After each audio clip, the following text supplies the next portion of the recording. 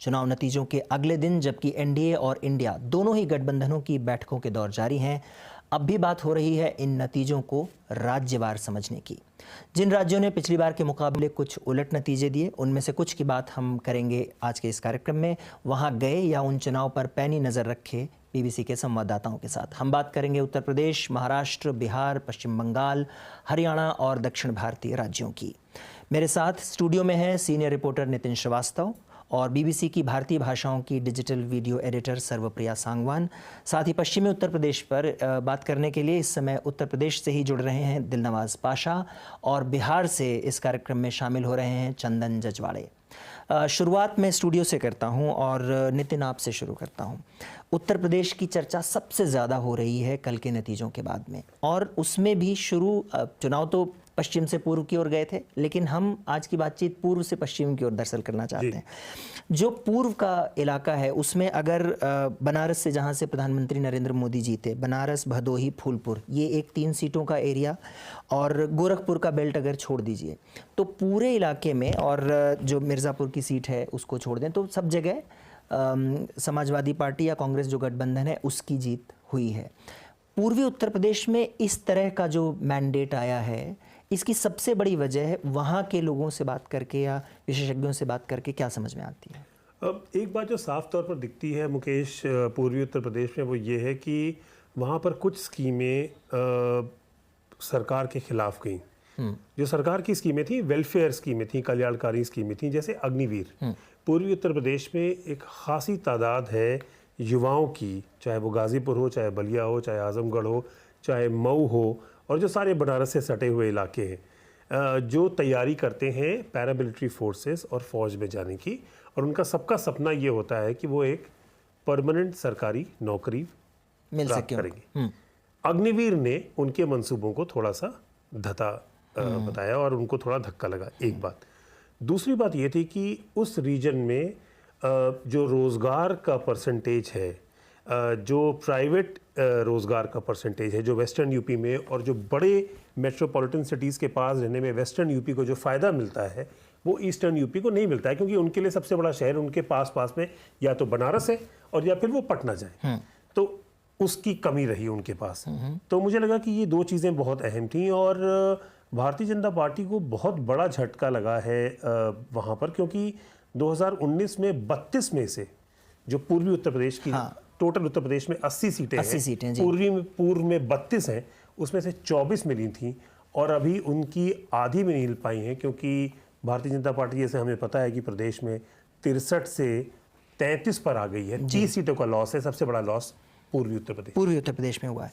वहीं से उधर के कुछ इलाकों में सर्वप्रिया आप भी गई थी, और जब लोगों से आपकी बातचीत हुई कुछ इलाकों में जिनमें आप गई, वहाँ पर क्या समझ में आया लोगों से बात करके आपको?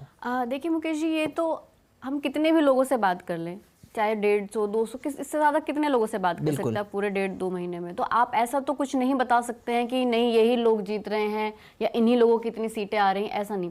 लेकिन एक सेंटीमेंट आप हमेशा बता सकते हैं कि आप जब जा रहे हैं और लोग किस तरह की बातें कर रहे हैं। 2019 में जिस तरह के आपको लग रहा था हर दूसरे तीसरे व्यक्ति से आप भाजपा की कल्याणकारी योजनाओं की बारे में बात करते सुनते थे, या हो सकता है कि जिनको नहीं भी मिल रहा हो वो इस उम्मीद में थे कि अगली बारी हमें मिल जाएगा।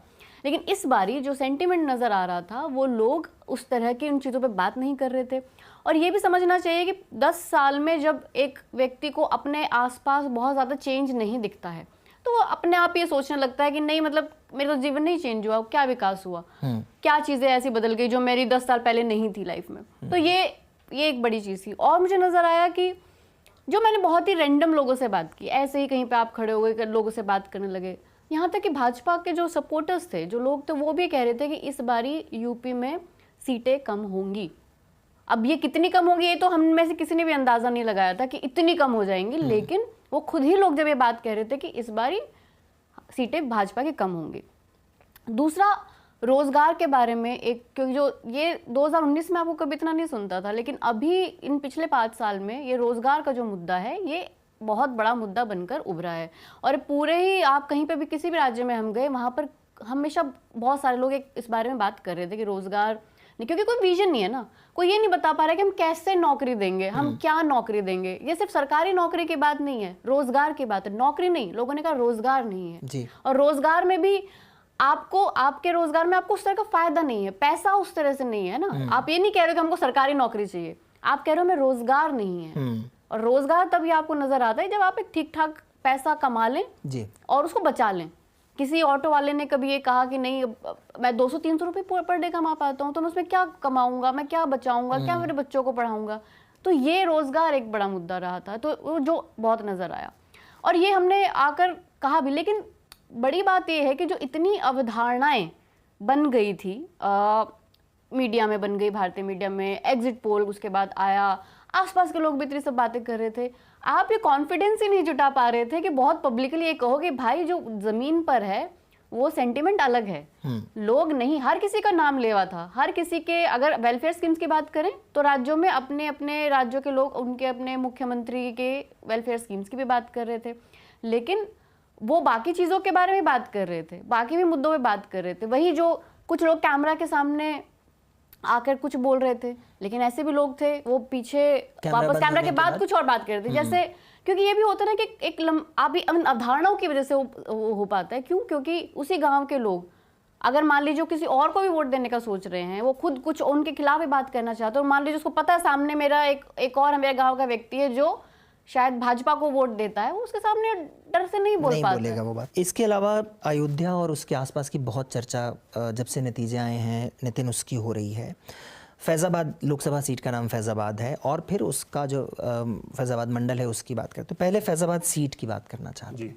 फैज़ाबाद सीट पर बीजेपी हार गई, ये एक टॉप लाइन के तौर पे बहुत चल रहा है। लल्लू सिंह वहाँ के जो बीजेपी प्रत्याशी थे वो हार गए, लेकिन इस सीट का जो इतिहास रहा है उसके मद्देनज़र अगर देखा जाए तो शायद, और आप उस जगह से आते हैं, ये उस तरह से इतना बड़ा शौक शायद नहीं लगा होगा। जी बिल्कुल, और बिल्कुल आपने एकदम सही कहा कि उस जगह का जो इतिहास रहा है वो बहुत ही इंटरेस्टिंग है। उस जगह का इतिहास ये रहा है कि जो अयोध्या है और फैज़ाबाद की जो कॉन्स्टिट्यूएंसी है, 1989 में मिसाल के तौर पर वहाँ से सीपीएम के मित्रसेन यादव जी, मित्रसेन जी, हाँ। तब मैं थोड़ा छोटा था तो उतनी समझ नहीं थी, लेकिन उसके बाद जब 1992 में पूरा बाबरी मस्जिद विध्वंस और पूरा जो प्रकरण हुआ और राम जन्मभूमि आंदोलन चालू हुआ, तब उसके बाद से जब से मैंने फॉलो करना शुरू किया, तो 92, 91, 92 और 96 वहाँ से भाजपा के विनय कटियार जी थे, जो बजरंग दल और बीएचपी के नेता हुआ करते थे। उसके बाद से इंटरेस्टिंग बात यह है कि वहाँ से बहुजन समाज पार्टी ने भी सीट जीती है, उसके बाद से राम मंदिर के बाद मूवमेंट के बाद, आंदोलन के बाद से, हाँ। और उसके बाद से कांग्रेस ने 2 बार जीती है, समाजवादी पार्टी ने भी जीती है, फिर भाजपा के लल्लू सिंह लगातार 2 बार जीते थे। इंटरेस्टिंग बात यह थी कि लोग इस बात पर गौर नहीं कर रहे थे कि 2014 में लल्लू सिंह जब जीते थे, जब मोदी पहली बार प्राइम मिनिस्टरियल कैंडिडेट बने थे, तो उनका मार्जिन जीत का ऑलमोस्ट 2 लाख के प्लस था। 2019 में उन्हीं लल्लू सिंह का मार्जिन वहां से जीत का 65,000 रह गया था, जबकि 2019 जो है वो पुलवामा के बैकड्रॉप में हुआ इलेक्शन था। बालाकोट, बहुत सारी चीजें थी, बिल्कुल। और मोदी 2082 से 303 पे पहुंचे थे। बिल्कुल। अयोध्या में फैजाबाद सीट पर मार्जिन कम हो गया, 2 लाख से 65,000 आ गया। अब इस बार इंडिया ब्लॉक ने बहुत स्मार्ट तरीके से वहां पर एक दलित कैंडिडेट जो समाजवादी पार्टी के बड़े कद्दावर नेता हैं, स्थानीय लेवल पर 7 बार 8 बार विधायक रह चुके हैं, अवधेश प्रसाद मंत्री रह चुके, उनको फैजाबाद से उतारा। उनकी गणित ये थी कि बड़ी कॉन्स्टिट्यूएंसी है, उसमें बहुत सारी बीकापुर, मिल्कीपुर सारी चीजें आती हैं, करीब 4 से 5 लाख दलित वोटर हैं। और वो इस बात पर कैश कर रहे थे कि मायावती ने, यानी बहुजन समाज पार्टी ने वहां से एक सच्चिदानंद पांडे जो ब्राह्मण कैंडिडेट को उतारा था जी। तो ये बड़ी स्मार्ट स्ट्रेटजी थी अखिलेश यादव और कांग्रेस पार्टी की, उन्होंने उनको उतारा और उनके रिवॉर्ड्स उनको मिले। और इंपॉर्टेंट बात यह है कि जो राम टेम्पल की हाइप थी 22 जनवरी को, हम और आप दोनों वहां पर थे और लग रहा था कि जैसा कि वहां पर जो विश्लेषक कह रहे थे कि इस रेस में बीजेपी बहुत आगे निकल गई है, वो चुनाव के नीचे बता रहे हैं गलत साबित हुआ। जिन जिन लोकसभा क्षेत्रों की बाउंड्री फैजाबाद अयोध्या से जुड़ी हुई है, जो 5 है जिनकी संख्या, जिसमें बाराबंकी है, अंबेडकर नगर है, जिसमें सुल्तानपुर है जहां से मेनका गांधी हारी, जिसमें अमेठी है, स्मृति ईरानी हारी, वो सारी सीटों पर भाजपा हारी है।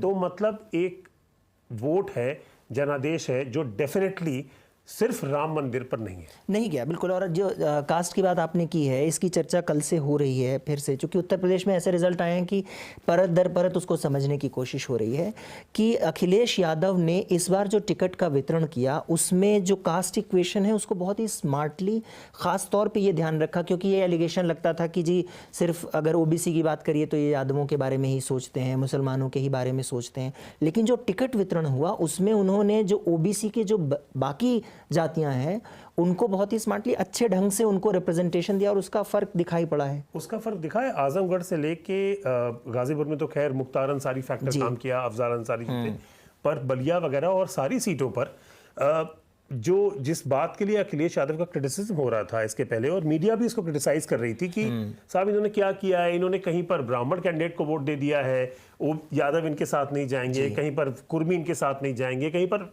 अलग अलग जो फैक्टर्स।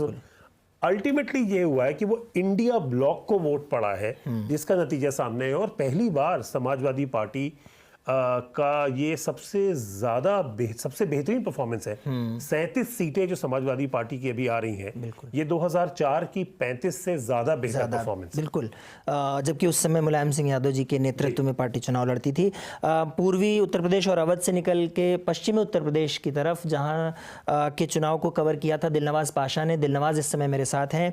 दिलनवाज, पश्चिमी उत्तर प्रदेश में बीजेपी ने अच्छा प्रदर्शन विधानसभा लोकसभा में इससे पहले किया है। चुनाव से कुछ समय पहले राष्ट्रीय लोकदल से उनका गठबंधन भी हो गया था। उसके बावजूद जिस तरह के नतीजे आए हैं वो नतीजे काफ़ी हद तक आशातीत सफलता जिसको कहना चाहिए, उम्मीद से ज़्यादा, वो इंडिया गठबंधन के लिए आया है। जो नतीजे आए हैं वो बिल्कुल स्पष्ट है कि इंडिया गठबंधन ने जितने अंदाज़ा लगाया जा रहा था उससे बहुत ज़्यादा वहाँ प्रदर्शन किया है। एग्जिट पोल्स में तो इंडिया गठबंधन को 1 या 2 ही सीटें दे रहे थे, लेकिन वहाँ जितनी भी मुस्लिम मेजॉरिटी सीट्स हैं उसके अलावा कई और सीटों पर इंडिया गठबंधन जीता है। और कुछ सीटों पर, मेरठ, अमरोहा जैसी सीटों पर बहुत ही नज़दीकी मुकाबले से हारा है। जब हम वहाँ गए थे तो चुनाव के शुरुआती चरण थे, लेकिन 2-3 चीज़ें बिल्कुल स्पष्ट हो गई थी। पहली ये कि ये खामोश चुनाव है, इसमें लोग बोल ज़्यादा नहीं रहे हैं, देख रहे हैं चीज़ों को। दूसरा, जो दलित में यूथ वोटर्स हैं जिनसे हमने बात की थी, वो हमें कॉन्स्टिट्यूशन पर क्राइसिस की वजह से इंडिया गठबंधन की तरफ शिफ्ट होते हुए नजर आ रहे थे। लेकिन उस समय ये अंदाज़ा लगाना मुश्किल था कि दलितों का जो ये वोट बैंक शिफ्ट हो रहा है, इसमें युवाओं के अलावा और भी जो है लोग गठबंधन की तरफ शिफ्ट हो सकते हैं। तीसरी बात वहाँ पे अहम ये थी कि सांप्रदायिकता जो उधर मुद्दा रहती थी, इस बार मुद्दा नहीं थी। और जो सबसे बड़ा फैक्टर था जो हमें मतदान के दिन नजर आया, वो ये था कि जो मुसलमान वोटर्स हैं उन्होंने एकजुट होकर एक साथ और बहुत बड़ी तादाद में जो है वोट किया इंडिया गठबंधन के लिए। उदाहरण के तौर पर जो संभल सीट है, वहाँ पुलिस पर जो है लाइन में लगे लोगों पर लाठियां चलाने के आरोप भी लगे। जिन गांवों में लोगों पर लाठीचार्ज हुआ था, शाम को दोबारा उन्हीं गांवों में लंबी लाइनें लगी थी। हमने वहाँ से ग्राउंड रिपोर्ट कराई थी तो पता चला था कि पुलिस के मतलब इस घटनाक्रम के बाद भी लोगों ने और बढ़ चढ़ कर मतदान में हिस्सा लिया। इसका इम्पैक्ट जो हमें बाद में समझ में आया वो ये रहा कि मुस्लिम वोट और आगे एकजुट होते चले गए। और कल बहुजन समाज पार्टी की जो अध्यक्ष मायावती, उन्होंने बयान दिया है कि मुसलमानों ने पार्टी को वोट नहीं दिया। तो पहले दूसरे चरण से ही ये स्पष्ट हो गया था। कई सीटें पश्चिमी उत्तर प्रदेश में ऐसी हैं जहां 2 या उससे ज़्यादा मुसलमान उम्मीदवार आमने सामने थे, समाजवादी और गठबंधन से, और दूसरी तरफ बसपा से। लेकिन अगर अब हम नतीजों को देखें तो ये बिल्कुल स्पष्ट है कि वेस्टर्न उत्तर प्रदेश, जहां मुसलमानों की बड़ी आबादी है, वो बिल्कुल एक तरफा गठबंधन की तरफ गई। और शायद यही असर हमें आगे भी नजर आया है। यानी एक वो वोट बैंक जिसका चुनावों में कहीं चर्चा नहीं थी, ना अखिलेश उनके लिए बहुत ज्यादा बात कर रहे थे और ना ही राहुल गांधी संविधान की हाथ में कॉपी लिए के अलावा, मतलब मुसलमानों का कोई मुद्दा चर्चा में नहीं रहा। बावजूद इसके एक तरफा होकर मुस्लिम वोट बैंक जो है वो गठबंधन की तरफ गया। अगर इसको हम और थोड़ा जब लोगों से बात करके समझ में आया तो कहीं ना कहीं जो आम मतदाता है उसका ये कहना था कि इस वक्त जो देश के हालात हैं उसमें मुसलमानों के लिए सत्ता में बदलाव होना बहुत ज़रूरी है। लेकिन सिर्फ ये एकमात्र फैक्टर वहाँ पर नहीं था। अब जैसा सरप्रिया और नितिन ने बात की, अग्निवीर, ये या जो बेरोजगारी है, या इससे भी जो एक बड़ा मुद्दा है पेपर लीक का, इससे हमें अक्रॉस द कास्ट या रिलीजन या इकोनॉमिक स्टेटस जो यूथ है वो इम्पैक्टेड नज़र आया। जब हम युवाओं से बात कर रहे थे, खासकर उन युवाओं से जो पुलिस की भर्ती की तैयारी कर रहे थे या जो नौकरियों की तैयारी कर रहे जी। हैं, उनमें एक निराशा थी। उनका ये कहना था कि हमने कई साल से तैयारी की लेकिन हमको ये मौका नहीं मिला। तो मुझे ऐसा लगता है कि इस चुनाव में जो पिछड़ा, दलित, अल्पसंख्यक, पीडीए की बात हो रही है, उसकी कामयाबी सीटों में नजर भी आ रही है समाजवादी की। नगीना सीट की काफ़ी चर्चा हो रही है, जिस तरह से चंद्रशेखर को वहाँ से जीत मिली है नगीना सीट से, और दलितों के वोट का एक तरफा, और मतलब अच्छी जीत है, कोई ऐसा क्लोज कॉन्टेस्ट नहीं था। वो भी एक बहुत ही दिलचस्प मुकाबला। और अब जो ये बात कर रहे हैं लोग कि चंद्रशेखर अब संसद में बोलेंगे, और अपने दम पे चुनाव उन्होंने वहाँ पर जीता है। दरअसल नगीना ऐसी सीट है जहां दलित और मुस्लिम जो वोट अगर एक साथ हो जाएं तो 70% से अधिक बैठते हैं। समाजवादी पार्टी ने वहां से पूर्व जज मनोज कुमार को मैदान में उतारा था, जिनको ये लग रहा था कि समाजवादी और इंडिया गठबंधन के नाम पर मैं मुस्लिम और अपनी दलित पहचान के नाम पर दलित वोटों को एकजुट कर पाऊंगा। लेकिन चंद्रशेखर वहां लंबे समय से जमीन पर काम कर रहे हैं। आज वो सांसद बने हैं लेकिन उनकी एक लंबी पृष्ठभूमि है। वो गांव से निकले, उन्होंने मुद्दों को उठाया, दलित अस्मिता के मुद्दों को उठाया। और हमें याद होगा सीए आंदोलन के दौरान जब देश भर में आंदोलन चल रहा था और कई जगह प्रोटेस्ट हो रहे थे, चंद्रशेखर जामा मस्जिद से संविधान की एक कॉपी लेकर निकले थे। मैं उस दिन वहीं मौजूद था, हजारों की भीड़ थी। तो वो जो तस्वीर थी चंद्रशेखर की, वो इस चुनाव में जो है नगीना में लोगों के बीच घूम रही थी। बहुत बहुत शुक्रिया दिलनवाज इस पूरी चर्चा के लिए। स्टूडियो में एक बार सर्वप्रिया आपसे मैं अब उत्तर प्रदेश से निकल के जल्दी से हरियाणा की बात करना चाहता हूँ। हरियाणा में 10-0 था 2019 में, अभी 5-5 यानी 50% सीट्स जो है वो बीजेपी वहाँ से हार गई। पश्चिमी उत्तर प्रदेश में जाटों को भी टारगेट करने की कोशिश होती है, और यहाँ भी जाट बहुल बहुत बड़ा इलाका है। क्या हुआ हरियाणा में कि ये 50% का लॉस हुआ है? पिछले कुछ दिनों से तो यही समझ आ रहा था कि जो समझ आया उसके हिसाब से सरप्राइजिंग नहीं था। आप हरियाणा को किस तरह से जानते हैं? आप हरियाणा को जानते हैं किसानों की वजह से, आप हरियाणा को जानते हैं सैनिकों की वजह से, आप हरियाणा को जानते हैं स्पोर्ट्स की वजह से। और आप देखिएगा जो मुद्दे आए पिछले कुछ सालों में, वो सारे इन्हीं से रिलेटेड थे। किसान आंदोलन हुआ, 1 साल चला, लोग बैठे रहे, इतने गर्मी, सर्दी, धूप सब जगह। दूसरा आपने देखा अग्निवीर स्कीम, वहाँ पे ऑफ कोर्स उसके बारे में बात होगी। जब सैनिक ही वहाँ से आते हैं, इतने लोग बढ़ चढ़ के सेना में जाते हैं, बहुत बड़ा प्रतिशत रहता है हरियाणा के लोगों का वहाँ जाने में, उनका क्या? उसके अलावा तीसरा यही जो स्पोर्ट्स, साक्षी मलिक और इन सब पहलवानों ने जो जिस तरह से किया, आंदोलन किया, वो भी सड़कों पर कैसे कब तक बैठे रहे। तो वो सारे मुद्दे कहीं ना कहीं एक पाइलअप होता जा रहा था, एक जो गुस्सा है लोगों का पाइलअप हो रहा था। उस गुस्से को कंट्रोल करने के लिए जो मनोहर लाल खट्टर को हटा करके नायब सिंह सैनी को बनाने की कोशिश हुई, मनोहर लाल खट्टर को करनाल सीट से भेजने की बात हुई, वो जीत भी गए, लेकिन डैमेज। क्या ये लोकल मुद्दे थे तीनों? ये लोकल मुद्दे नहीं थे, केंद्रीय मुद्दे थे। तो आप अगर लोकल सरकार बदल भी दोगे, उससे क्या फायदा होगा? क्योंकि आपने तीनों जो केंद्र में जो सारी समस्या शुरू हुई ना, कि आप किसान आंदोलन कहाँ से शुरू हुआ, जो किसान के वो थे। और सोचिए 2014 में जब नरेंद्र मोदी उम्मीदवार बने पीएम कैंडिडेट की, पहली रैली उन्होंने कहाँ से शुरू की? हरियाणा में, सैनिकों के साथ। सोचिए वहां से उन्होंने शुरू किया। और अब 10 साल में आज ये क्या हो गया है कि सोचिए लोग किसान आंदोलन कर रहे हैं, सैनिकों को समस्या हो रही है, यहाँ पे स्पोर्ट्स पर्सन्स को भी ये समस्या हो रही है। तो वो सारे जो मुद्दे सारे केंद्रीय मुद्दे थे। इसलिए जैसे ही जब गठबंधन भी टूटा जेजेपी और बीजेपी का, उसके बाद से इतना जो गुस्सा लोगों में था, जो आप देखे इतने वीडियोस आए इस तरह के, जब भी जेजेपी के लोग जा रहे थे प्रचार करने के लिए, उनको गाड़ी से भी नहीं उतरने दिया जा रहा था। वो क्यों हो रहा था? क्योंकि वो सारा गुस्सा अब उन पे उतर रहा है कि हम जब किसान आंदोलन जब बैठे थे वहां पर, जब हमारे लोगों पे लाठियां बरस रही थी, जब हम लोग धूप गर्मी में, तो आपने क्या किया? आपको छोड़ देना चाहिए था, गठबंधन तोड़ देना चाहिए था, लेकिन उन्होंने नहीं किया। उन्होंने खुद से गठबंधन खत्म भी नहीं किया, तो बीजेपी ने खत्म किया। तो जो गुस्सा जो नजर आ रहा था, वो हमें इसलिए मालूम था कि ये होने वाला है। नितिन और सर्वप्रिया, बहुत बहुत धन्यवाद इस चर्चा के लिए। यहाँ से निकलकर अब बिहार का रुख करते हैं, जहाँ से चंदन जजवाड़े हमारे साथ इस समय हैं। चंदन, बिहार को अगर देखते हैं तो बिहार में एक जो बेल्ट है पूरा बक्सर, आरा, ये वाला बेल्ट है जो जहानाबाद, औरंगाबाद, काराकाट वाला, इस इलाके में एक एरिया में जीत मिली है ना। और उसके अलावा बहुत भीड़ जुट रही थी जब तेजस्वी यादव रैलियों के लिए निकल रहे थे। पड़ोस के राज्य में अखिलेश यादव उसको कन्वर्ट करने में सफल रहे, बिहार में नहीं सफल हुए।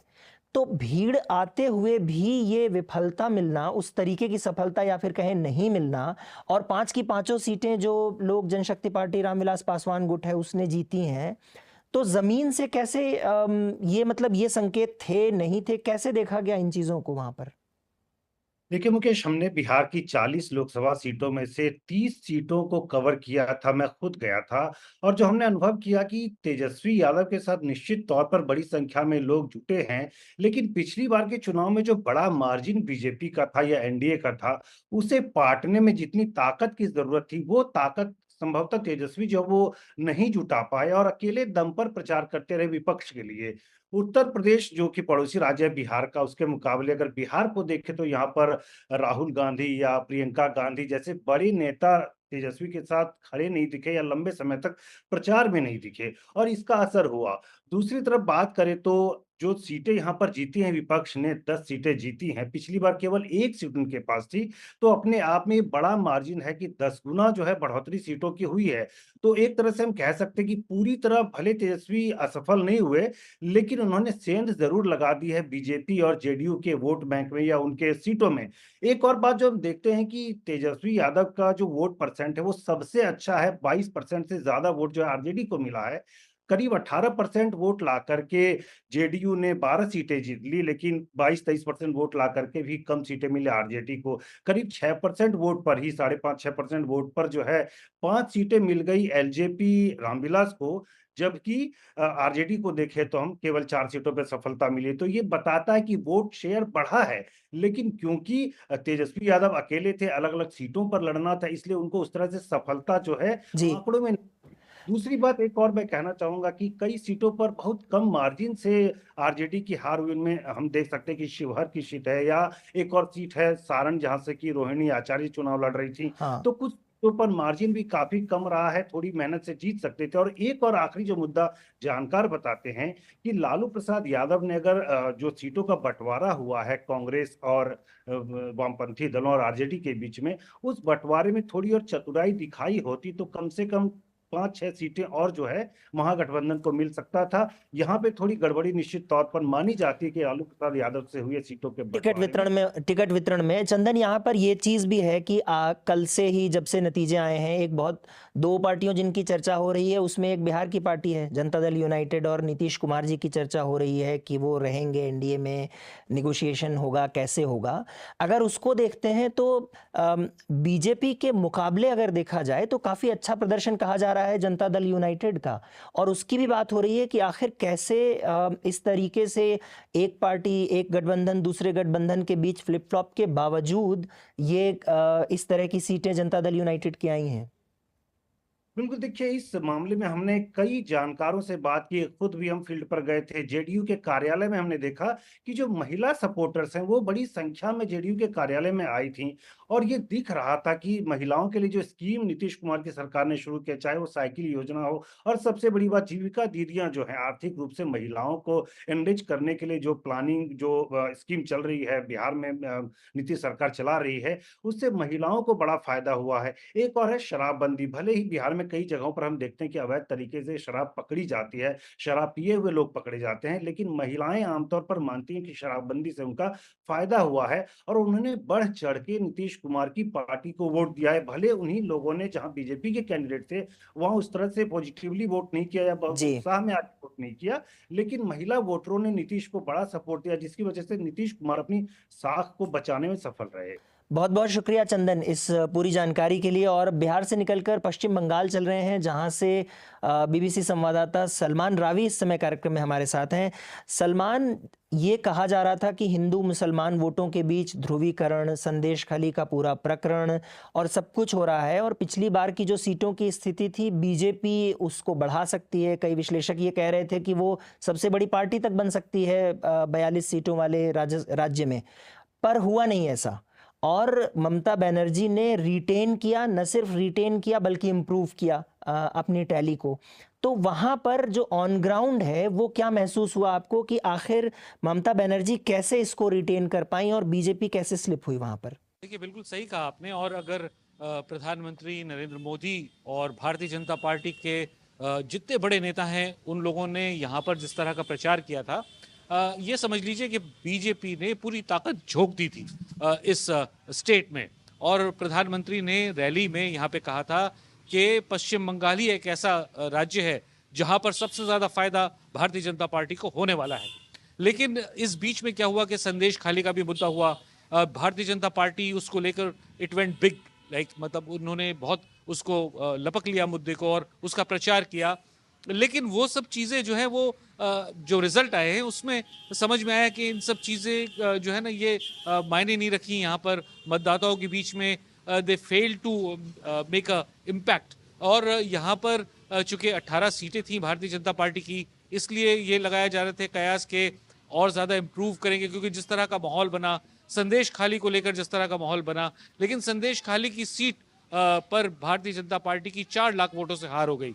यानी कि जो मुद्दे थे भारतीय जनता पार्टी के, लोगों से बात करके ये समझ में आया कि जमीन से जुड़े जो मुद्दे थे, बेरोजगारी का जो मुद्दा था और जो दूसरे मुद्दे थे, वो गौन करके इमोशंस की राजनीति वो ज्यादा रोल प्ले कर रही थी पश्चिम बंगाल के चुनावों में। और इस पे जो है वो ममता बनर्जी की तृणमूल कांग्रेस ने इफेक्टिवली इसका काउंटर किया और उनके भतीजे अभिषेक बनर्जी खुद रिकॉर्ड वोटों से जीते। और कई भारतीय जनता पार्टी के दिग्गज जो थे नेता और सिटिंग मेंबर्स ऑफ पार्लियामेंट वो चुनाव हार गए। शत्रुघ्न सिन्हा बिहारी बाबू आसनसोल से जीत गए।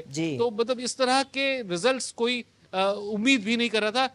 ये जरूर है कि इसका एक जो विश्लेषक बताते हैं कि भारतीय जनता पार्टी ने सतही जो प्रचार किया, बिल्कुल इमोशंस का जो प्रचार किया, उसका जमीन पर कोई इंपैक्ट नहीं हुआ। जमीन पर बाजी मार दी तृणमूल कांग्रेस ममता बनर्जी ने। यहाँ पर एक चीज और जो बात हो रही है सलमान, वो ये है कि इंडिया गठबंधन था बना राष्ट्रीय स्तर पर, लेकिन वहां पर कांग्रेस अलग चुनाव लड़ रही थी, दीदी अलग चुनाव लड़ रही थी, और ये भी बात हो रही थी कि कम्युनिस्ट पार्टी भी धीरे धीरे रिवाइव करने की कोशिश कर रही है।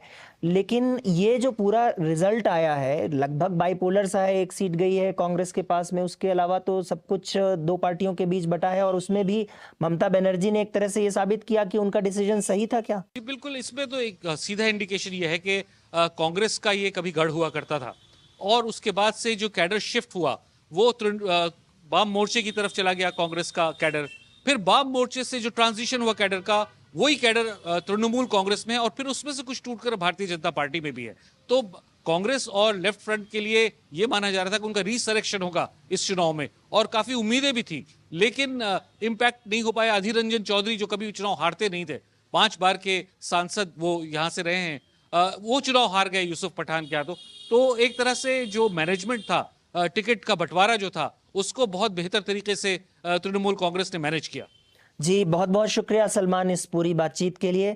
और अब स्टूडियो में हमारे साथ आ चुके हैं 2 हमारे सीनियर रिपोर्टर्स, दिव्या आर्य और विनीत खरे, जिनसे हम बात करेंगे इन रिजल्ट्स का जो नेशनल पर्सपेक्टिव समझ में आ रहा है वो। साथ ही मेरे साथ महाराष्ट्र पर चर्चा के लिए जुड़ेंगे मयूरेश कोन्नूर और दक्षिण भारत की बात के लिए मेरे साथ होंगे इमरान कुरैशी। लेकिन बातचीत मैं शुरू करता हूं स्टूडियो से। विनीत, कल जिस तरीके से फिर हमने देखा कि जब चुनाव नतीजे आ रहे थे और वहाँ पर राहुल गांधी और जो कांग्रेस की लीडरशिप है, मल्लिकार्जुन खड़गे और सब लोग आए, सोनिया गांधी वगैरह, जो ये पूरी बात होती थी, राहुल गांधी और प्रियंका गांधी को भी बाद में उसमें शामिल किया जाने लगा था उनकी छवि को लेके कि चुनाव तो जीतते नहीं हैं, लगातार इस तरह का प्रदर्शन हो रहा है, कांग्रेस को नुकसान हो रहा है। उसको अब जो एनालिस्ट हैं और हम आप तो विपक्ष को बहुत इस पूरे चुनाव के दौरान बहुत नज़दीकी से फॉलो भी कर रहे थे, उस पे फ़र्क पड़ेगा या पड़ता हुआ देख रहे हैं लोग अब? देखिए, कल जो राहुल गांधी की बॉडी लैंग्वेज थी वो दिख रहा था, वो रिलैक्स्ड है, चेहरे पे थोड़ी स्माइल भी थी जिस तरह से रिपोर्टर्स से इंटरेक्ट कर रहे थे। और अगर उसकी आप तुलना करें पिछले कुछ वक्त से, जिस तरह से उनका रिपोर्टर्स से इंटरेक्शन था, प्रेस कॉन्फ्रेंसेस में जाते थे, मुझे याद आया कि एक उनका एक प्रेस कॉन्फ्रेंस जिसमें उन्होंने बोला था कि इफ़ आई रिमेंबर करेक्टली कि भाई लोकतंत्र नहीं है देश में। तो वो दिख रहा है कि एक पूरा जो माहौल रहा या फिर जिस तरह से मीडिया की रिपोर्टिंग हुई या जिस तरह से उन्हें पोर्ट्रे किया गया या कांग्रेस को पोर्ट्रे किया गया या इस इंडिया अलायंस को जिस तरह से पोर्ट्रे किया गया, मैं जो यात्राएं रहीं उनके कुछ हिस्से में थोड़ा मैं रहा भी, तो अगर आप उस वक्त बात करते थे तो चाहे वो एनालिस्ट हों या फिर जो साथ में पत्रकार आते थे या फिर इंडिया अलायंस की जो मीटिंग होती थी उसमें आप बाहर लोगों से इंटरेक्ट करते थे, तो जैसे कहना चाहिए कि कोई चांस नहीं देता था कि बल श्योर शॉट था कि एनडीए ही जीतेगा। चाहे राहुल गांधी की बात करें या फिर कांग्रेस की बात करें, उपहास करना या फिर कहना कि ये तो कुछ इसका, उसके बाद से वो पूरा माहौल, और हमने देखा कि प्रधानमंत्री हों चाहे बीजेपी के नेता हों, जिस तरह से कांग्रेस को लगातार निशाना बनाया, कांग्रेस के मैनिफेस्टो को लगातार निशाना बनाया गया, राहुल गांधी को लगातार निशाना बनाया गया, और 2014 और 2019 की जो हार थी उसके बाद से कई जो राज्यों में चुनावी हार हुई, उसके लिए उसका ठीकरा जो है राहुल गांधी के सिर पर लगातार फोड़ा जाता रहा, जो क्रिटिक्स हैं उनके। उसके बाद से वो पूरा आप देखें और फिर वो कल का तो वो ट्रांजिशन या फिर जो चेंज है वो साफ उनके चेहरे पर दिख रहा था। हालांकि ये भी हमें कहना होगा कि जो बीजेपी की सीटें हैं वो कुल विपक्ष की सीटों से ज्यादा है। वो कल प्रधानमंत्री ने अपनी भाषण में ही इस चीज का जिक्र कर दिया। वो भी हमें क्लैरिफाई करना हो कि विपक्ष जीता नहीं है, लेकिन जो एक विपक्ष के नेता कहेंगे कि जो पूरा तंत्र खिलाफ था उनके, जो आरोप लगाएंगे, चाहे वो ईडी हो या फिर एजेंसीज हों, या फिर जिस तरह से आपको याद होगा करीब 150 जो सांसद थे उन्हें सस्पेंड किया गया, राहुल गांधी की सदस्यता हो, तो वो पूरा माहौल के बाद इस रिजल्ट तक पहुंचना वो उनके लिए लंबी जर्नी है, तो उसके लिए क्रेडिट उनको दिया जाता है। इसके अलावा हम ये भी कहना हो कि जो इस विपक्ष की जो स्थिति है उसमें उत्तर प्रदेश में समाजवादी पार्टी, मैं उसी पे कहना चाह रहा था कि ये विपक्ष का जो पूरा उभार आया है, इसमें निश्चित रूप से पिछले 24 घंटे 36 घंटे से तो कम से कम कांग्रेस की काफी चर्चा हो ही रही है, पर सिर्फ कांग्रेस की चर्चा भी नहीं की जा सकती पूरे विपक्ष को लेकर के, क्योंकि जिस तरह से चाहे ममता बनर्जी हो, चाहे समाजवादी पार्टी का प्रदर्शन रहा हो, ये और डीएमके का प्रदर्शन तमिलनाडु में, इसने बहुत बूस्ट दिया है इस नंबर के 234 तक पहुंचने में। तो क्रेडिट और जगहों पर भी है। मतलब अगर उत्तर प्रदेश में कांग्रेस इतनी सीटें जीती है तो वो सपोर्ट भी है वहां पर अखिलेश यादव का, क्योंकि बहुत सारी सीटें ऐसी थी जहां जॉइंट रैली होती थी, उसमें दरअसल समाजवादी पार्टी के सपोर्टर ज्यादा दिखाई पड़ते थे कांग्रेस के मूल समर्थकों के मुकाबले। जी, तो विपक्ष तो विपक्ष की जो स्थिति है उसमें समाजवादी पार्टी, टीएमसी, महाराष्ट्र में जो जहाँ से संख्या आई इसका भी योगदान है, लेकिन जो श्रेय बहुत सारा क्रेडिट है वो राहुल गांधी को भी दिया जा रहा है, क्योंकि जो न्याय यात्रा रही, आपको याद होगा कि जब न्याय यात्रा शुरू हुई थी तो काफ़ी क्रिटिसिज्म हुआ था कि इसकी टाइमिंग सही नहीं है, या फिर कोएलिशन जो हैं गठबंधन है उसकी, उनका कोई जॉइंट मैनिफेस्टो नहीं है, या फिर क्या कौन चेहरा कौन बनेगा, कोई उनके पास क्या वो कहना चाह रहे हैं, नैरेटिव क्या है, इसको लेकर काफ़ी क्रिटिसिज्म हुआ था। तो वो आज जो संख्या बल पहुंचा है वो एक जॉइंट एफर्ट है, लेकिन राहुल गांधी को इसलिए क्रेडिट दिया जाता है क्योंकि कांग्रेस एक तरह से इस ऑपोजिशन का बड़ा चेहरा थी, तो ज़्यादा जिम्मेदारी या फिर ज़्यादा क्रिटिसिज्म होता था वो राहुल कांग्रेस का ही होता था, तो वो उस लिहाज से श्रेय मिलता है। लेकिन ऑफ कोर्स ये जॉइंट एफर्ट है, बहुत सारी उसमें श्रेय डिविजन्स होंगे, उसमें समाजवादी पार्टी और टीएमसी और महाराष्ट्र में उनके लिए। दिव्या, बीजेपी और मोदी के लिए इसका क्या मायने हैं, इस पे मैं आपसे बात करूंगा, लेकिन उससे पहले जरा मैं महाराष्ट्र चलता हूं, जहां थोड़ी देर पहले भी अभी डेवलपमेंट्स ये हुई हैं कि जो महाराष्ट्र में बीजेपी के नेता हैं देवेंद्र फडणवीस, उन्होंने हार की जिम्मेदारी एक तरह से लेने की बात की है। मयूरेश कोन्नूर इस समय हमारे साथ कार्यक्रम में शामिल हैं। मयूरेश, वहाँ पर हमारी इससे पहले भी जब द लेंस के एपिसोड में बात हो रही थी और हम चर्चा कर रहे थे कि किस तरह से लोगों का सेंटिमेंट क्या दिखाई दे रहा है, और मैं महाराष्ट्र का मैप देख रहा था, रिजल्ट्स का मैप एक तरह से, कि कहाँ कौन सी पार्टी जीती है, और काफ़ी तितर बितर सा मैप है कि जगह जगह अलग अलग दल के लोग जीते हैं।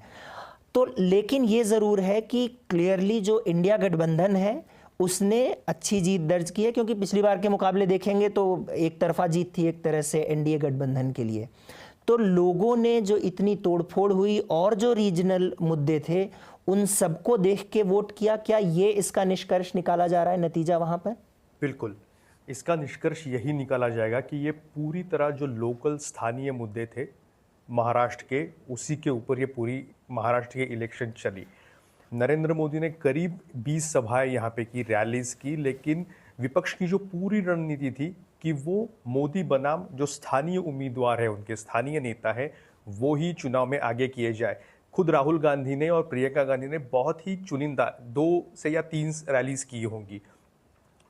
पूरा उद्धव ठाकरे, शरद पवार और महाराष्ट्र के स्थानीय नेता, और साथ ही साथ हर एक कॉन्स्टिट्यूएंसी में जो उनका लोकल उम्मीदवार है उसका चेहरा। तो ये स्थानीय मुद्दे बनाम नरेंद्र मोदी जो नेशनल मुद्दे लेके आए हैं उसके बनाम ये चुनाव हुए। साथ ही साथ जैसा हम उस वक्त भी द लेंस में बात कर रहे थे कि जिस तरह की राजनीति पिछले 5 सालों में महाराष्ट्र में हुई है, जिस तरह पार्टीज तोड़ी गई हैं, फूटी हैं, नई अलायंसेस बनी हैं, सरकारें गिरी हैं, सरकारें बनी हैं, इसका एक तरीके से जो गुस्सा है वो लोगों में था।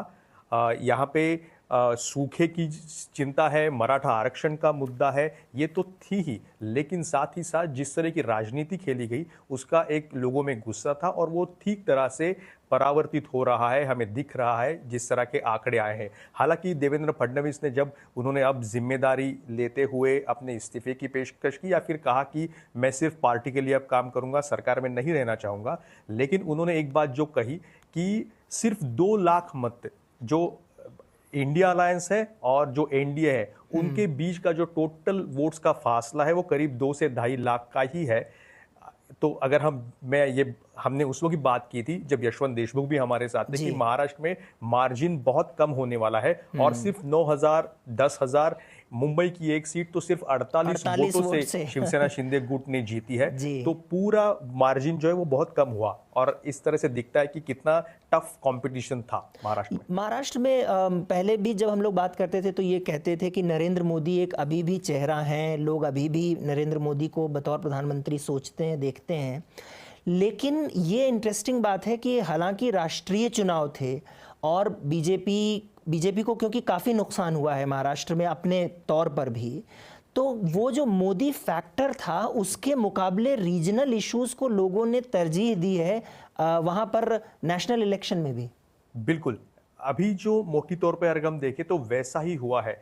नरेंद्र मोदी फैक्टर था नहीं ऐसा हम बिल्कुल नहीं कह सकते, क्योंकि अगर कुछ शहर हम देखें जैसे पूना जैसे शहर देखें या फिर नॉर्थ महाराष्ट्र में जहां से बीजेपी को कुछ हासिल हुआ है, नागपुर में बीजेपी को जो सक्सेस हासिल हुई है, क्योंकि प्रोजेक्ट सिर्फ नरेंद्र मोदी ही किए गए थे। और मैं आपको बताऊं कि वेस्टर्न महाराष्ट्र जहां पे 6 जिले हैं, नरेंद्र मोदी ने 2 दिनों में 6 रैलीज की थी। तो मोदी को ही प्रोजेक्ट किया गया था बीजेपी की तरफ से, लेकिन फैक्टर नहीं है ऐसा नहीं, लेकिन स्थानीय मुद्दे इतने प्रभावी थे। खास तौर पर जो मैंने बता रहा था कि जिस तरह की राजनीति बीजेपी ने पिछले 4-5 सालों में की है, जी हाँ, उनको मैंडेट मिला था 2019 की असेंबली चुनाव में, लेकिन उनको पूरा बहुमत नहीं मिला था, 105 पे वो अड़े थे। और जब उद्धव ठाकरे ने अलग रास्ता अपनाने का मन किया तो बीजेपी ने अजित पवार को छोड़कर करीब 80 घंटे का एक जो सरकार जो बनाई वो जो बाद में गिर गई। उसके बाद फिर 2.5 साल बाद एकनाथ शिंदे को शिवसेना से बाहर निकाला,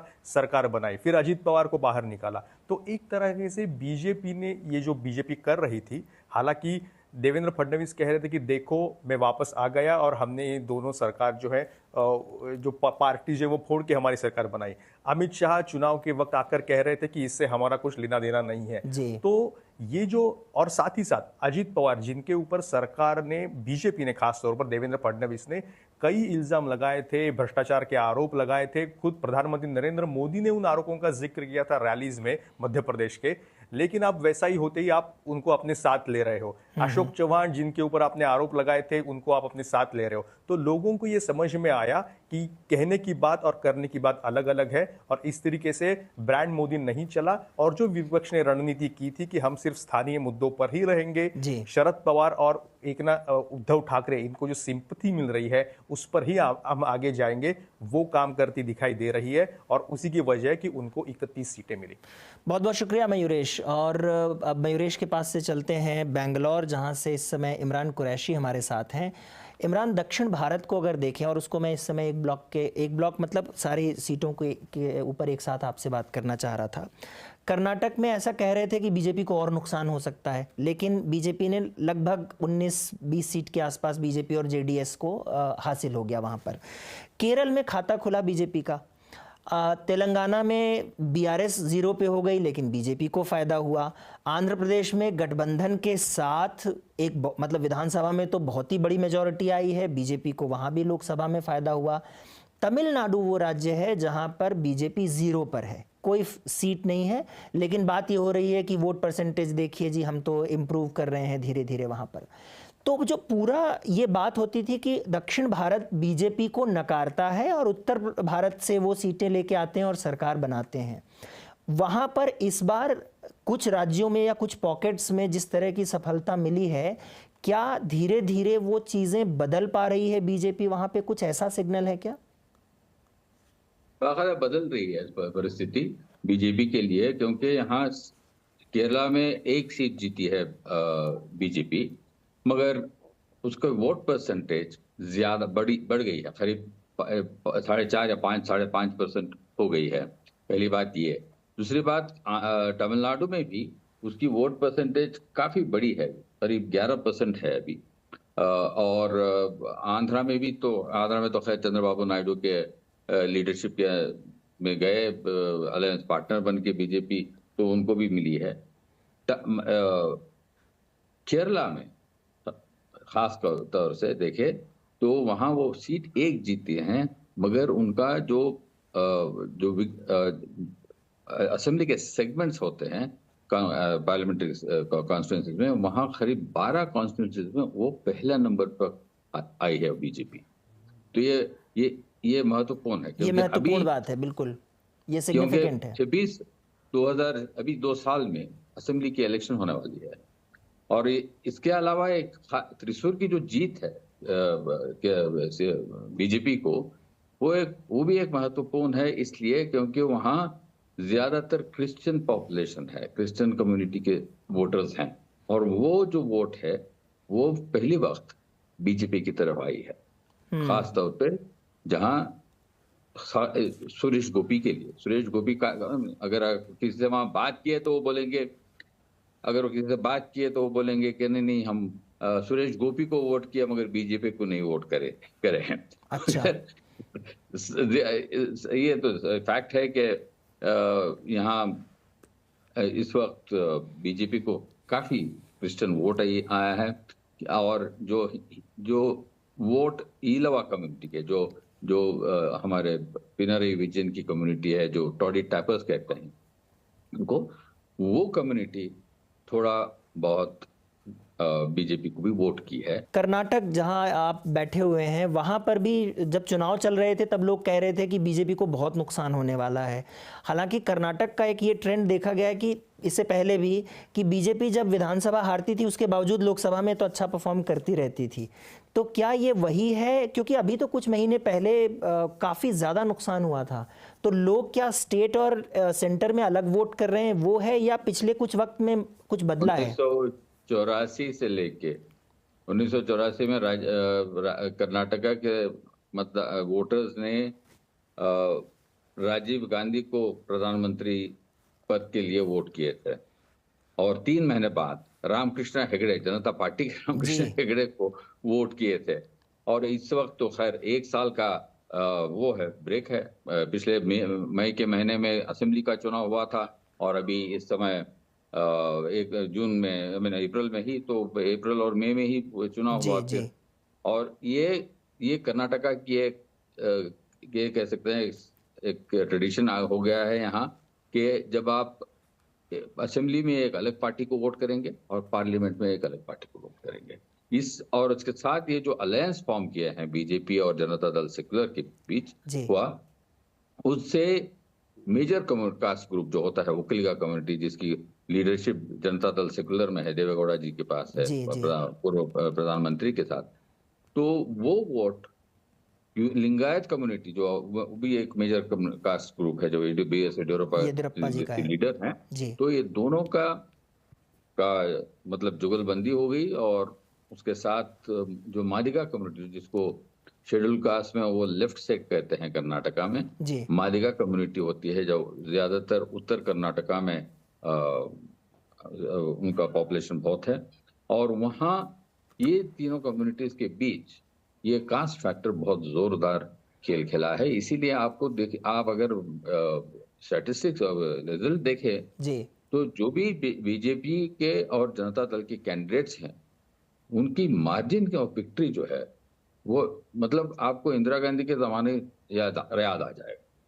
3 लाख काफी बड़ी जीत हासिल हुई है। 3 लाख, 2 लाख, 2.5 लाख, 1,75,000 ऐसी मार्जिन मिली है। तो जो यानी कॉम्बिनेशन बनाया, जो अलायंस बनाया, उसने बीजेपी को फायदा किया उसकी है। वजह से हाँ, दोनों जी, बहुत शुक्रिया इमरान इस बातचीत के लिए। और मैं स्टूडियो में वापस लौटता हूँ दिव्या के पास। दिव्या, बीजेपी और नरेंद्र मोदी की अगर बात करें तो कल से जो बात बहुत ज़्यादा सुनाई पड़ रही है कि पहली बार मोदी जी के नेतृत्व में भारतीय जनता पार्टी बहुमत, चाहे राज्य की बात करें चाहे लोकसभा की, नहीं पार कर पाई। तो इसमें जब आपने पिछले पूरा समय चुनाव भी देखा है और जब एक्सपर्ट्स और एनालिस्ट से बात कर रहे हैं तो लोग, और मैं प्रधानमंत्री, क्योंकि मोदी की गारंटी ये पूरे चुनाव में हम लोगों ने लगातार सुना, यानी ये बहुत ही पर्सनलाइज्ड इलेक्शन लड़ा गया था। वहाँ से कल और कल से आगे आने वाले समय में उसमें अब क्या चर्चाएं हो रही हैं कि क्या उसमें लोग बदलाव देख रहे हैं, क्या संकेत दिखाई पड़ रहे हैं? देखिए, कल भी जो राहुल गांधी ने अपनी प्रेस कॉन्फ्रेंस में कहा था कि ये एक नैतिक हार है प्रधानमंत्री मोदी की, तो वैसे तो जीत है, जैसा विनीत भी कह रहे थे कि है तो जीत बीजेपी की, पर क्यों हम उसको इतना एनालाइज कर रहे हैं? क्योंकि वो मोदी की पर्सनालिटी पर एक तरह से एक फैसला है। ना सिर्फ उन्होंने मोदी की गारंटी कहा, उनके चेहरे पे चुनाव ऐसा लड़ा गया कि जहां हम जाते थे बिलबोर्ड्स पर उन्हीं का चेहरा था हर जगह। आपको कैंडिडेट का चेहरा मिले ना मिले, उनका मिलेगा। और उनकी मैसेजिंग इतनी अच्छी है कि जब हम गाँव में जाते हैं, चाहे उनके समर्थन में लोग हों चाहे उनके खिलाफ हों, लेकिन वो मोदी को पहचानते हैं।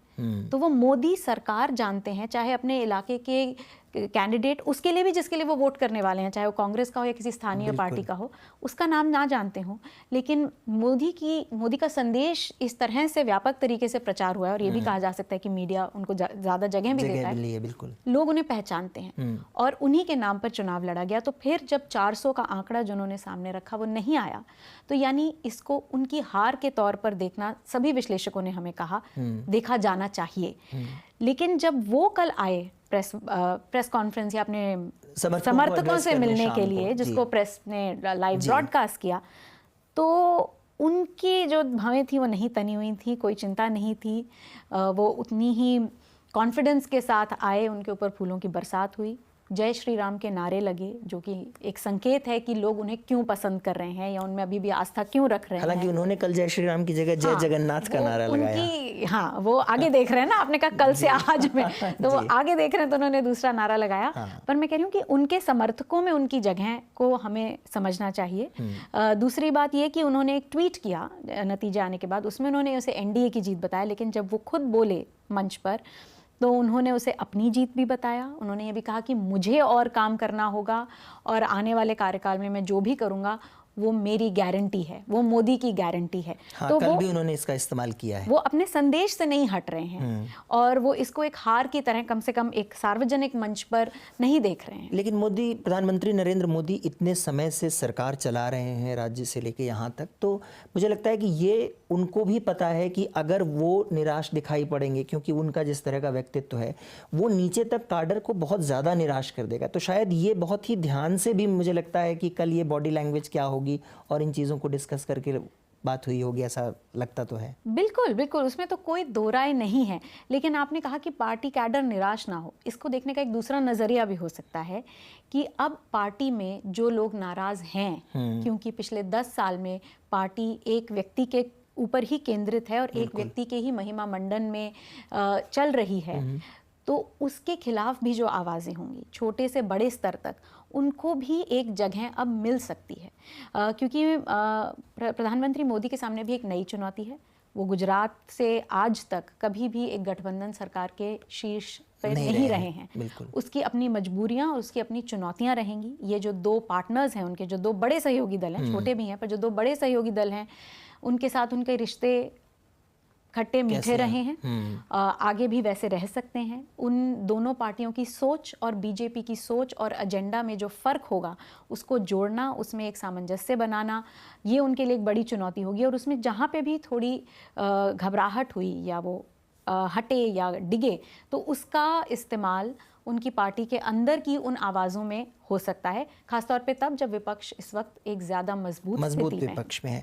और ये जो बात हो रही है कि मोदी 3.0 हमारे यहाँ जैसे फ्रेज कर लिए जाते हैं, उसके क्या मायने होंगे, इसको लेकर के भी काफ़ी चर्चाएं हो रही लगी हैं कल से। बिल्कुल, क्योंकि ये बात हो रही है कि एक जो भारत उभर के आया खास तौर पर दूसरे कार्यकाल में, जिसमें विपक्षी पार्टियों पर निशाना बनाया जाना, ऐसे आरोप लगे जांच एजेंसियों के इस्तेमाल के, या हमने नागरिकता के खिलाफ आम लोगों का प्रदर्शन देखा, जो किसानों के लिए किसान कानून आंदोलन आए हुआ, वो आंदोलन देखा, उसके खिलाड़ियों बाद का आंदोलन हुआ, कानून वापस लिए गए, खिलाड़ियों के आंदोलन के बाद कोर्ट में केस अब चल रहा है, टिकट नहीं मिली ब्रिजभूषण शरण सिंह को, तो एक बहुत अनसेटल्ड फेज था, लेकिन जिसे कहते हैं ना कि एकदम ऐसे उन्होंने उस फेज को निकाला। अब उनके पास वो नंबर्स नहीं हैं, तो जो हमने खासतौर पर चुनाव अभियान के दौरान मुसलमान विरोधी बहुत सारे बयान देखे, प्रधानमंत्री की तरफ से भी देखे और जो नेता थे उनकी तरफ से तो देखे ही, जिनके खिलाफ विपक्ष ने शिकायत भी की, मुसलमानों को घुसपैठिए कहना या ये कहना कि वोट जिहाद आप एक विकल्प है, राम राज्य एक विकल्प है, इस तरह की भाषा जो अब एकदम जाहिर तरीके से सामने आई, इस पर लोगों को एक उम्मीद है, विश्लेषकों को एक उम्मीद है कि ये उस तरह से आगे बढ़ाना, अब सरकार को ज़्यादा मिली-जुली राजनीति के बारे में सोचना होगा। उनके गठबंधन में जो और लोग हैं उनका एक दबाव होगा कि एक धर्मनिरपेक्ष छवि बने, ऐसा हो सकता है। और क्योंकि विपक्ष मजबूत होगा तो विपक्ष का भी जो एक पुश बैक होगा वो शायद ज़्यादा ज़ोर से हो। और एक और बात जो एक विश्लेषक ने कही, बहुत चर्चा में भी है, योगेंद्र यादव ने एक टीवी के डिबेट में कहा कि ये तंत्र पर लोक की जीत है। बिल्कुल। तो इसको एक लोगों की जीत भी कहा जा रहा है, जिसको राहुल गांधी ने भी कल एम्फेसाइज किया कि सबसे गरीब, सबसे मार्जिनलाइज जो हैं, सबसे पिछड़े वर्ग ने विपक्ष को वोट देकर एक तरह से इस तरह का जो एक तंत्र बना पिछले 5 सालों में उसको नकारा है।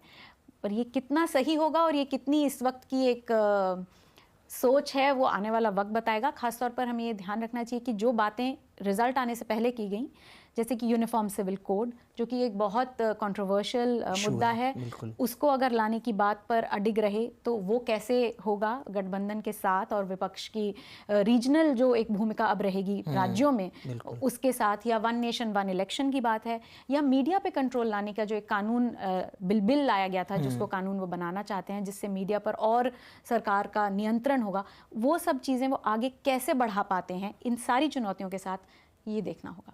तो विनीत और दिव्या, बहुत बहुत शुक्रिया इस बातचीत के लिए।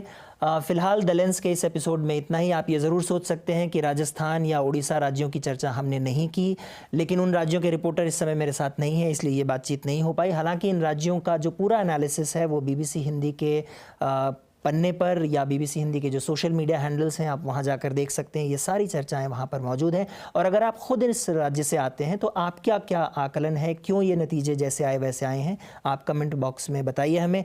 और जिन राज्यों की हमने बात की उनके बारे में भी आपकी क्या राय है वो आप हमें नीचे कमेंट बॉक्स में बता सकते हैं।